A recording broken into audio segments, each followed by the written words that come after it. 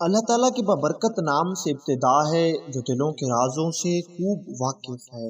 السلام علیکم دوستو، welcome on S G A stories. دوستو، بیان کیا جاتا ہے کہ ملک ایران کی کسی بستی میں ایک نیک نوجوان رہتا تھا۔ اس نوجوان کے والدین بچپن ہی سے وفات پا چکے تھے اور اس کی پرورش ایک امام مسجد نے کی تھی۔ امام مسجد چونکہ خود بھی ایک نیک اور شریف انسان تھا، سو اس نے اس نوجوان کی پرورش انتہائی اچھے طریقے سے کی۔ اس نوجوان نے بھی کبھی کوئی گناہ نہیں کیا تھا، بلکہ ہر وقت اللہ تعالیٰ سے ڈرتا رہتا۔ کبھی کسی غیر محرم کی طرف اس نے آنکھ اٹھا کر نہیں دیکھا تھا۔ اس نوجوان نے ایک طوطا پالا ہوا تھا اور اس کو اپنے طوطے سے بے حد پیار تھا اور یہ ہر وقت اپنے طوطے کی خدمت میں لگا رہتا تھا۔ اس علاقے میں سب کچھ ٹھیک ٹھاک تھا۔ سب لوگ اس نوجوان کی اور امام مسجد کی عزت کیا کرتے تھے، لیکن اس علاقے کے قریب ہی ایک طوائف خانہ تھا جہاں پر ایک طوائف بہت مشہور تھی۔ لوگ اس کے حسن کی ہر وقت داد دیتے تھے اور بڑے بڑے امیر کبیر لوگ اس کے ساتھ ناجائز تعلقات رکھتے تھے اور اس پر دولت نچھاور کرتے تھے۔ اس مشہور طوائف کی ایک نوکرانی تھی۔ ایک دن یہ خادمہ اپنی مالکن کو کہنے لگی کہ ویسے تو سب لوگ آپ کے حسن کے دیوانے ہیں، سب لوگ آپ کی تعریف کرتے ہیں، لیکن میں نے دیکھا ہے کہ اس بستی میں ایک نوجوان ہے جو کبھی کسی عورت کی طرف نہیں دیکھتا، بلکہ ہر وقت اللہ تعالیٰ کی یاد میں مصروف رہتا ہے۔ مجھے نہیں لگتا کہ وہ نوجوان تمہارے حسن سے مائل ہوگا یا تمہاری طرف راغب ہوگا۔ وہ نوجوان اللہ تعالیٰ کا نیک اور انتہائی شریف انسان ہے۔ میں تو تمہارے حسن کو تب ہی مانوں گی اگر تم اس نوجوان کو اپنے جال میں پھنسا لو۔ یہ طوائف جو انتہائی خوبصورت اور حسین و جمیل تھی، اس نے سوچا کہ ایسا کون سا نوجوان ہو سکتا ہے جو میرے حسن سے متاثر نہ ہو۔ میری ایک ادا پہ لوگ دیوانے ہو جاتے ہیں، نوجوان تو نوجوان، بوڑھے لوگ بھی میرے پاس آتے ہیں۔ بس اس طوائف نے پکا ارادہ کر لیا کہ میں اس نوجوان کو اپنے جال میں ضرور پھنساؤں گی، اور اس نے لباس تبدیل کیا اور جس مسجد میں وہ نوجوان نماز پڑھنے جاتا تھا اس راستے پر کھڑی ہو گئی۔ لیکن یہ نوجوان بھی انتہائی شریف اور پاک باز تھا۔ 3 دن تک یہ طوائف اسی نوجوان کے راستے میں کھڑی رہی، لیکن اس نوجوان نے اس کی طرف آنکھ اٹھا کر نہیں دیکھا۔ بس مسجد سے گھر اور گھر سے مسجد آتا جاتا تھا، لیکن کبھی اس نے اس عورت کو نہیں دیکھا۔ یہ طوائف سوچنے لگی کہ میرا پہلا وار تو ناکام ہو گیا، اب مجھے کوئی اور جال پھیلانا ہوگا۔ ایک دن اس طوائف نے بیماری کا بہانہ کیا اور اس راستے پر جس راستے سے یہ نوجوان مسجد میں جاتا تھا بے ہوش ہو کر گر گئی۔ اس طرح ایک انجان عورت کو راستے پر بے ہوش پڑا دیکھ کر سب لوگ جمع ہو گئے۔ جب اس نوجوان نے دیکھا تو یہ بھی ان لوگوں میں شامل ہو گیا اور لوگوں سے پوچھنے لگا کہ یہ کون ہے اور اس طرح سڑک پر کیوں پڑی ہے۔ لوگوں نے بتایا کہ ہم اسے نہیں جانتے، کیونکہ طوائف نے لباس بدلا ہوا تھا، اس لیے کوئی بھی اسے پہچان نہ سکا۔ اس نوجوان نے کہا کہ تم ایسا کرو، اس کو میرے گھر تک پہنچا دو۔ اس طرح ایک عورت کا راستے پر پڑے رہنا اچھا نہیں ہے۔ لوگوں نے اس عورت کو اٹھوایا اور اس نوجوان کے گھر پہنچا دیا۔ یہ طوائف خوش ہونے لگی کہ میرا پہلا وار کامیاب ہو چکا ہے، اب رات کی تنہائی میں اس نوجوان کو آسانی سے بہکا لوں گی اور اس کو اپنے ساتھ گناہ کرنے پر راضی کر لوں گی۔ لیکن یہ نوجوان صاحب ایمان تھا۔ عشاء کی نماز سے جب یہ نوجوان واپس آیا تو اس نے اس عورت سے پوچھا تمہاری طبیعت اب کیسی ہے؟ اس طوائف نے جھوٹ موٹ کی اداکاری کرتے ہوئے کہا اب پہلے سے زیادہ بہتر ہے، اور ساتھ میں یہ اس نوجوان کو اپنی ادائیں بھی دکھانے لگی تاکہ یہ نوجوان میرے حسن سے متاثر ہو کر میرے ساتھ گناہ کرنے پر راضی ہو جائے۔ لیکن اس نوجوان نے اس طرف توجہ ہی نہیں کی اور یہ اس عورت سے پوچھنے لگا تم کون ہو اور یہاں تک کیسے پہنچی ہو؟ کیا تمہارے والدین نہیں ہیں؟ اگر ہیں تو کہاں ہیں؟ تو اس عورت نے بتایا کہ میرا اس دنیا میں اللہ کے سوا کوئی بھی نہیں اور میں بالکل بے سہارا اور اکیلی ہوں، میرے پاس رہنے کے لیے جگہ بھی نہیں ہے۔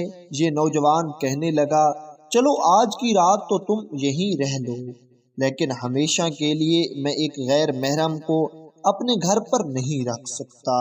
ساری رات اس نوجوان نے اس عورت کی طرف دیکھا ہی نہیں۔ اگلے دن صبح کو نماز کے وقت اس نے امام مسجد سے بات کی تو امام مسجد نے اس نوجوان کو مشورہ دیا، ایک بے سہارا اور بے آسرا عورت ہے اور کنواری بھی ہے، تم اس سے شادی کر لو، اس طرح ایک غریب کی مدد بھی ہو جائے گی، ویسے بھی تم نے آج یا کل شادی تو کرنی ہے۔ اس نوجوان نے آ کر اس عورت کو بتایا کہ امام مسجد یہ مشورہ دیتے ہیں، کیا تمہیں منظور ہے کہ ہم آپس میں نکاح کر لیں؟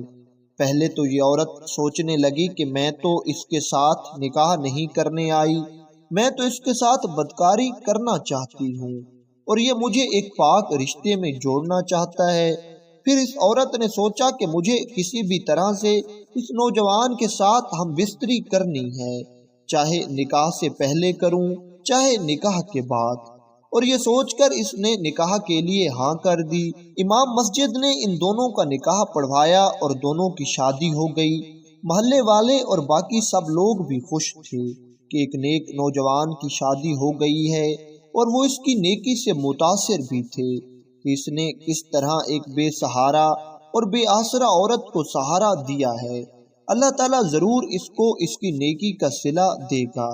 کچھ دنوں کے بعد جب یہ عورت اس نیک نوجوان سے بیزار ہو گئی تو اسے وہی اپنا کوٹھا یاد آنے لگا۔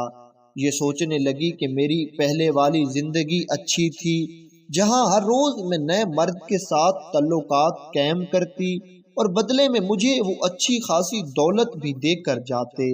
اب مجھے یہاں سے نکلنا چاہیے۔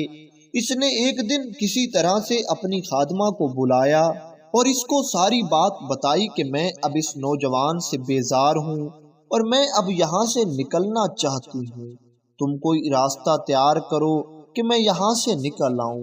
اس کی خادمہ کہنے لگی کہ تم اس نوجوان سے طلاق لے لو اور پھر اس گھر سے باہر نکل آنا، لیکن یہ طوائف کہنے لگی نہیں، یہ ایک انتہائی نیک اور شریف انسان ہے، پورے علاقے میں اس کی عزت ہے، یہ مجھے کبھی بھی طلاق تو نہیں دے گا، کچھ اور کرنا ہوگا۔ یہ خادمہ کہنے لگی پھر ایسا کرتے ہیں کہ میں تمہیں کہیں سے زہر لا کر دیتی ہوں، تم اپنے شوہر کو زہر کھلاؤ اور اسے جان سے مار ڈالو اور پھر اس کے گھر سے بھاگ آنا۔ اس بدکار عورت کو کسی بھی طرح سے وہاں سے نکلنا تھا۔ اس نے اپنی خادمہ کو کہہ دیا کہ تم مجھے زہر لا کے دو تاکہ میں اپنے شوہر کا قتل کر کے یہاں سے نکل سکوں۔ اس کی خادمہ نے اس کو زہر دیا اور اس نے اس نوجوان کے کھانے میں وہ زہر ملا دیا۔ یہ نوجوان کھانا کھا کر سو گیا۔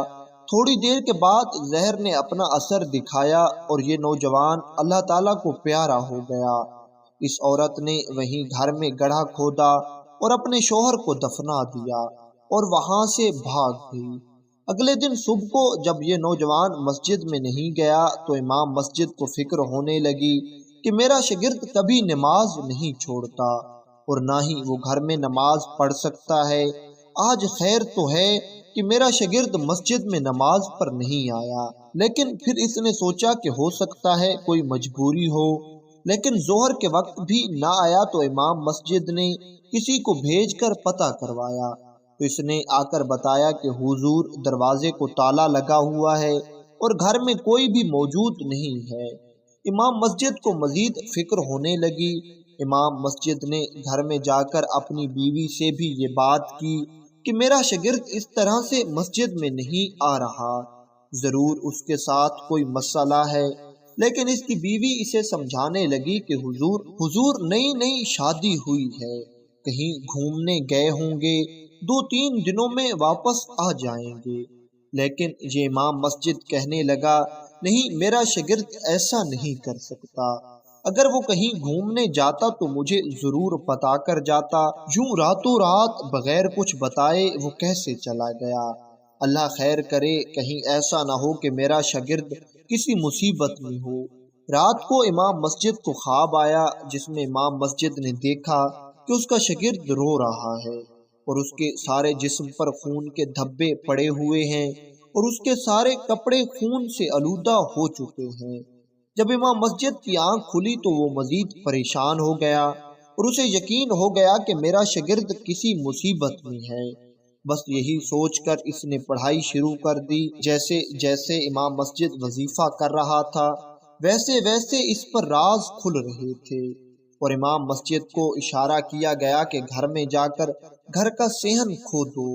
امام مسجد کچھ لوگوں کو ساتھ لے کر اس نوجوان کے گھر گیا اور گھر کے صحن میں جب انہوں نے ایک جگہ پر گڑھا کھودا تو نیچے سے اس نوجوان کی لاش نکل آئی، لیکن سبحان اللہ اس نوجوان کی لاش بالکل تازہ تھی جیسے آج ہی دفنائی ہو، اور اس کے چہرے سے اتنا نور نکل رہا تھا جسے دیکھ کر سب لوگ حیران ہو گئے۔ امام مسجد کو اپنے شاگرد کی موت پر بہت افسوس ہوا۔ خیر اس نے اپنے شاگرد کی اسلامی طریقے کے مطابق تدفین کر دی اور خود سوچنے لگا آخر یہ کیسے ہو سکتا ہے، اور اس کی بیوی بھی گھر پر موجود نہیں تھی۔ اللہ خیر کرے، کہیں اس کے ساتھ بھی کچھ برا نہ ہو گیا ہو۔ امام مسجد کو اب چین نہیں ہو رہا تھا۔ امام مسجد اللہ تعالیٰ سے دعا کرنے لگا، یا اللہ تو بہتر جاننے والا ہے، تو میری مدد کر اور مجھے علم ہو جائے کہ آخر میرے اس نیک نوجوان کے ساتھ کیا ہوا تھا۔ ابھی وہ امام مسجد یہی دعا کر رہا تھا کہ وہ طوطا جو اس نوجوان نے پال رکھا تھا امام مسجد کے پاس آیا اور آ کر اس کے سامنے بیٹھ گیا۔ امام مسجد اس سے پوچھنے لگا کہ اب تو کیوں آیا ہے؟ امام مسجد کا یہی پوچھنا تھا کہ اللہ تعالیٰ نے اس طوطے کو زبان دے دی اور یہ بول کر کہنے لگا، میں آپ کو اپنے مالک کی موت کے بارے میں بتانے آیا ہوں۔ پھر اس طوطے نے ساری کہانی امام مسجد کو سنا دی، جسے سن کر امام مسجد کو اور زیادہ افسوس ہوا، اور امام مسجد نے چند لوگوں کو اکٹھا کیا اور اس طوائف کے کوٹھے کی طرف چل پڑے۔ وہاں جا کر امام مسجد نے اس طوائف کو آواز دی، لیکن کافی دیر تک آواز دینے کے بعد بھی وہ عورت باہر نہیں آئی۔ تھوڑی دیر کے بعد اس کی وہی خادمہ آئی اور اس نے آ کر امام مسجد کو بتایا، آپ اس نیک نوجوان کے استاد ہیں جس کے ساتھ میری مالکن کی شادی ہوئی تھی۔ امام مسجد نے افسوس کے ساتھ بتایا، ہاں میں اس کا استاد ہوں۔ وہ بدکار عورت کہاں ہے جس نے میرے شاگرد کو قتل کیا ہے؟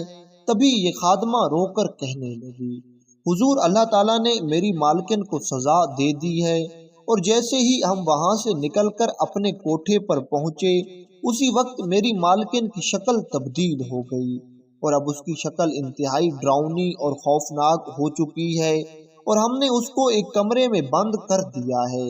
اب اس کا وہ سارا حسن جاتا رہا اور لوگ اس کو دیکھ کر اب ڈرتے ہیں۔ اس برے کام میں میں نے بھی اس کا ساتھ دیا تھا۔ دیکھیے امام صاحب، میرے چہرے کی حالت بھی تبدیل ہو رہی ہے اور مجھ پر بھی عذاب نازل ہو رہا ہے۔ وہ نوجوان تو جنت میں چلا گیا، لیکن ہمیں اپنے گناہوں کی سزا مل گئی ہے، اور ہمیں یہ سزا دنیا میں ہی مل رہی ہے۔